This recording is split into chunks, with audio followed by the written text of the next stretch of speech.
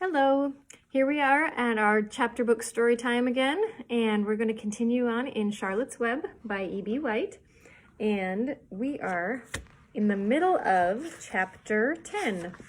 Actually, they had Avery and Fern had just had a lot of fun swinging on the big long rope swing in the barn. Here's the picture of them swinging. Look at that. All right, so she says, when the children grew tired of swinging, they went down toward the pasture and picked wild raspberries and ate them. I think maybe I read this already, but we'll see. Their tongues turned from purple to red. Fern bit into a raspberry that had a bad-tasting bug inside it and got discouraged, and Avery found an empty candy box and put his frog in it. The frog seemed tired after his morning in the swing. The children walked slowly up toward the barn. They too were tired and hardly had enough energy to walk. "Let's build a tree house," suggested Avery. "I want to live in a tree with my frog." "I'm going to visit Wilbur," Fern announced. They climbed the fence into the lane and walked lazily toward the pig pen. Wilbur heard them coming and got up. Avery noticed the spider web and, coming closer, he saw Charlotte. "Hey, look at that big spider," he said. "It's tremendous." "Leave it alone," commanded Fern. "You've got a frog. Isn't that enough?" "That's a fine spider, and I'm going to capture it," said Avery. He took the cover off the candy box, and then he picked up a stick. "Oh, I'm going to knock that old spider into this box," he said. Wilbur's heart almost stopped when he saw what was going on. This might be the end of Charlotte if the boy succeeded in catching her. "You stop it, Avery," cried Fern. Avery put one leg over the fence in the pig pen. He was just about to raise his stick and hit Charlotte when he lost his balance. He swayed and toppled and landed on the edge of Wilbur's trough. The trough tipped up and then came down with a slap. The goose egg was right underneath. There was a dull explosion as the egg broke, and then a horrible smell. Oh no, the spoiled rotten egg. Here's Avery toppling over, and the egg underneath the trough. Fern screamed. Avery jumped to his feet. The air was filled with the terrible gases and smells from the rotten egg. Templeton, who had been resting in his home, scuttled away into the barn.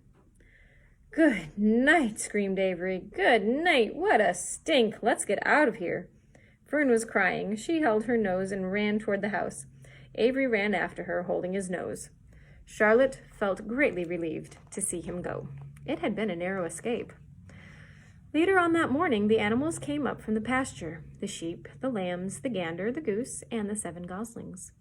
There were many complaints about the awful smell, and Wilbur had to tell the story over and over again, and how the arable boy had tried to capture Charlotte, and how the smell of the broken egg drove him away just in time.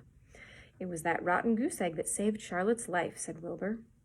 The goose was proud of her share in the adventure. "I'm delighted that the egg never hatched," she gabbled. Templeton, of course, was miserable over the loss of his beloved egg, but he couldn't resist boasting. "It pays to save things," he said in his surly voice. "A rat never knows when something is going to come in handy. I never throw anything away."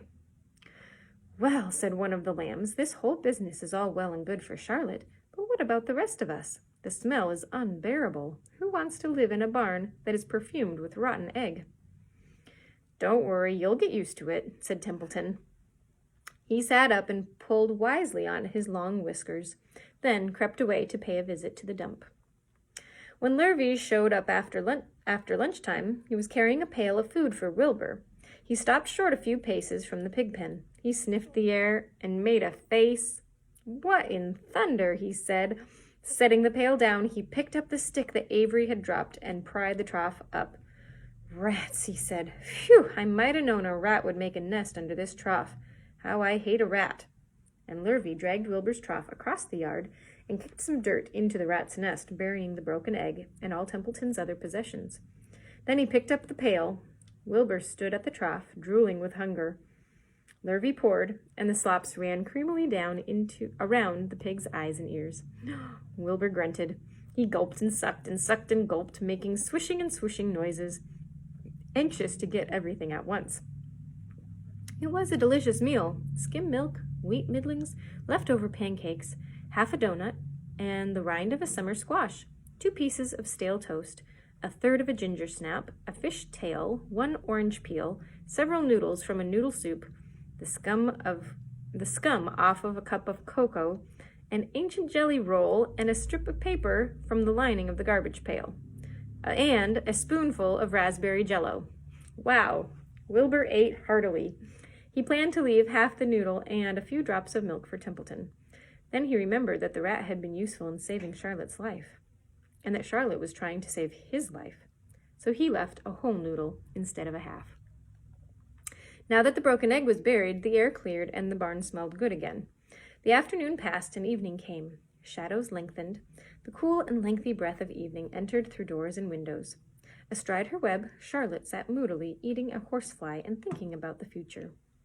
After a while, she bestirred herself. She descended to the corner of the web, and there she began to cut some of her lines. She worked slowly but steadily, while the other creatures drowsed. None of the others, not even the goose, noticed that she was at work. Deep in his soft bed, Wilbur snoozed. Over in their favorite corner, the goslings whistled a night song. Charlotte tore quite a section out of her web, leaving an open space in the middle. Then she started weaving something to take the place of the threads that she had removed. When Templeton got back from the dump around midnight, the spider was still at work. Wonder what she's doing with her web. Chapter 11 is called The Miracle. The next day was foggy. Everything on the farm was dripping wet. The grass looked like a magic carpet. The asparagus patch looked like a silver forest. On foggy mornings, Charlotte's web was truly a thing of beauty. This morning, each thin strand was decorated with dozens of tiny beads of water. The web glistened in the light and made a pattern of loveliness and mystery, like a delicate veil. Even Lurvy, who wasn't particularly interested in beauty, noticed the web when he came with the pig's breakfast. He noted how clearly it showed up, and he noted how big and carefully built it was. Then he took another look, and he saw something that made him set his pail down. There, in the center of the web, neatly woven in block letters, was a message. It said, "Some pig." Lurvy felt weak. He brushed his hand across his eyes and stared harder at Charlotte's web. Here's what it looks like. It says, "Some pig." "I'm seeing things," he whispered. He dropped to his knees and uttered a short prayer. Then, forgetting all about Wilbur's breakfast, he walked back to the house and called Mr. Zuckerman. "I think you better come down to the pig pen," he said. "Who's in trouble?" said Mr. Zuckerman. "Anything wrong with the pig?" "Not exactly," said Lurvy. "Come and see for yourself." The 2 men walked silently down to Wilbur's yard. Lurvy pointed to the spider's web. "Do you see what I see?" he asked. Zuckerman stared at the writing on the web. Then he murmured the words, "Some pig." Then he looked at Lurvy, and they both began to tremble. Charlotte, sleepy after her night's exertions, smiled and watched. Wilbur came and stood directly under the web. "Some pig," muttered Lurvy in a low voice. "Some pig," whispered Mr. Zuckerman. They stared and stared for a long time at Wilbur. Then they stared at Charlotte. "You don't suppose that spider—" began Mr. Zuckerman. But he shook his head and didn't finish the sentence. Instead, he walked solemnly back up to the house and spoke to his wife. "Edith, something has happened," he said in a weak voice. He went into the living room and sat down, and Mrs. Zuckerman followed. "I've got something to tell you, Edith," he said. "You better sit down." Mrs. Zuckerman sank into a chair. She looked pale and frightened. "Edith," he said, trying to keep his voice steady, "I think you had best be told that we have a very unusual pig." A look of complete bewilderment came over Mrs. Zuckerman's face. "Homer Zuckerman, what in the world are you talking about?" she said. "This is a very serious thing, Edith," he replied. "Our pig is completely out of the ordinary." "What's unusual about the pig?" asked Mrs. Zuckerman, who was beginning to recover from her scare. "Well, I don't really know yet," said Mr. Zuckerman. "But we have received a sign, Edith, a mysterious sign. A miracle has happened on this farm. There is a large spider's web in the doorway of the barn cellar, right over the pig pen. And when Lurvy went to feed the pig this morning, he noticed the web because it was foggy, and you know how a spider's web looks very distinct in the fog. Right sprang in the middle of the web, there were the words, "Some pig." The words were woven right into the web. They were actually part of the web, Edith. I know, because I've been down there and seen them. It says "Some pig," just as clear can be. There can be no mistake about it.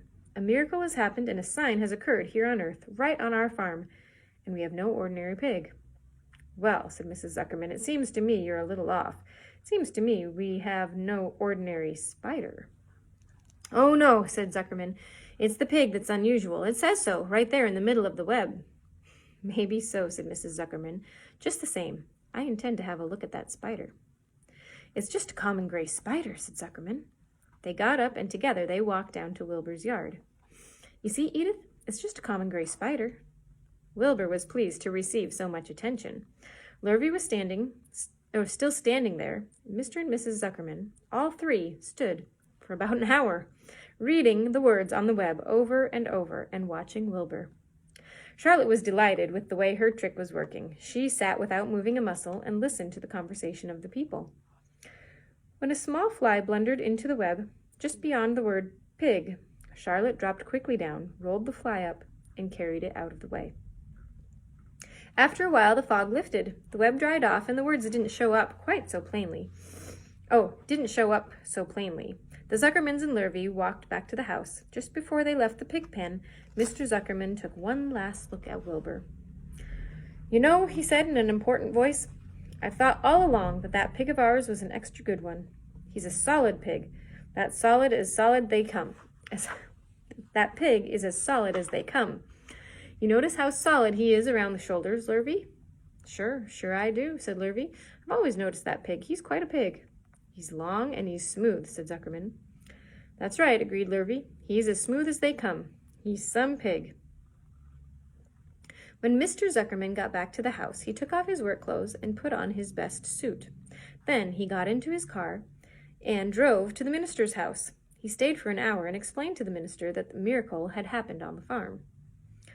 So far, said Zuckerman, only 4 people on earth know about this miracle. Myself, my wife Edith, and my hired man Lurvy, and you. Don't tell anybody else, said the minister. We don't know yet what it means, but perhaps if I give some thought to it, I can explain it in my sermon next Sunday.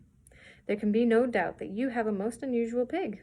I intend to speak about it in my sermon and point out the fact that this community has been visited with a wondrous animal. By the way, does the pig have a name? Why, yes, said Mr. Zuckerman. My little niece calls him Wilbur. She's rather a queer child, full of notions. She raised the pig on a bottle, and I bought him from her when he was a month old. He shook hands with the minister and left. Secrets are hard to keep, and long before Sunday came, the news spread all over the county. Everybody knew that a sign had appeared in a spider's web on the Zuckerman place. Everybody knew that the Zuckermans had a wondrous pig. People came from miles around to look at Wilbur and to read the words on Charlotte's web. The Zuckermans' driveway was full of cars and trucks, from morning until night. Fords and Chevys, Buick Roadmasters and GMC pickups, and Plymouths, Studebakers and Packards and DeSotos with gyromatic transmissions, and Oldsmobiles with rocket engines and Jeep station wagons and Pontiacs. The news of the wonderful pig spread clear up into the hills, and farmers came rattling down in buggies and with buckboards to stand hour after hour at Wilbur's pen, admiring the miraculous animal. All said they had never seen such a pig before in their lives. Hold on, I gotta show you a picture. Here they are. Look at all the people and the cars parked around the barn so that they could see some pig. When Fern told her mother that Avery had tried to hit the Zuckerman spider with a stick, Mrs. Arable was so shocked that she sent Avery to bed without any supper as punishment. In the days that followed, Mr. Zuckerman was so busy entertaining visitors that he had neglected his farm work. He wore his good clothes all the time now, got right into them when he got up in the morning. Mrs. Zuckerman prepared special meals for Wilbur, Lurvy shaved and got a haircut, and his principal farm duty was to feed the pig while people looked on. Mr. Zuckerman ordered Lurvy to increase Wilbur's feedings from 3 meals to 4 meals a day. The Zuckermans were so busy with visitors that they forgot about other things on the farm. The blackberries got ripe, and Mrs. Zuckerman failed to put up any blackberry jam. The corn needed hoeing, and Lurvy didn't find time to hoe it. On Sunday, the church was full. The minister explained the miracle. He said that the words on the spider's web proved that human beings must always be on watch for the coming of wonders. All in all, the Zuckerman's pig pen was the center of attraction. Fern was happy, for she felt that Charlotte's trick was working and that Wilbur's life would be saved. But she found that the barn was not nearly as pleasant. Too many people. She liked it better when she could be alone with her friends, the animals. Well, that's all we have time for today. We will continue on tomorrow with the next chapter, chapter 12. You all have a great night. Bye.